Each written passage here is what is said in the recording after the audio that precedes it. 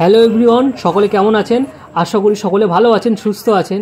তো আজকে অনেক দিন পর গেছিলাম চুঁচুড়াতে গেছিলাম একটু ঘুরতে, একটু সময় কাটাতে, যদিও আজকে ছুটির দিন ছিল।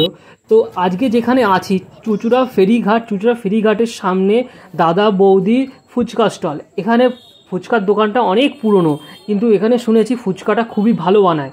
আমরা খেলাম দই ফুচকা, এবং দই ফুচকার দামই খুবই কম। এখানে যে দই ফুচকাটা ছিল সেটার প্রাইস ছিল 6টা 20 টাকা। অন্য অন্য জায়গায় সাধারণত 30 টাকা, 40 টাকা, 50 টাকা বা কেউ 60 টাকাও নেয়। তো এখানে দামটা খুবই রিজনেবল, খুবই সস্তা, এবং কোয়ালিটির দিক দিয়ে খুবই ভালো, এবং খেতেও খুবই ভালো। তোমরা যারা ফুচকা খেতে ভালোবাসো, ফুচকা লাভার আছো বা খেতে ভালোবাসো, আমি তো অবশ্যই তোমাদেরকে বলবো একবার অন্তত এই দোকানে আসো, এবং এই দোকানে একবার অন্তত ফুচকাটা ট্রাই করে দেখো। কেমন লাগবে অবশ্যই কমেন্ট করে জানিও। এবং এইটুকুনি বলতে পারি, ফুচকা কিন্তু খুবই ভালো। যতদূর আমি শুনেছি, যতদূর আমি এখানকার, যদিও আমি এখানকারই বাসিন্দা, যতদূর আমি শুনেছি এখানকার ফুচকাটা কিন্তু খুবই ভালো বানায়।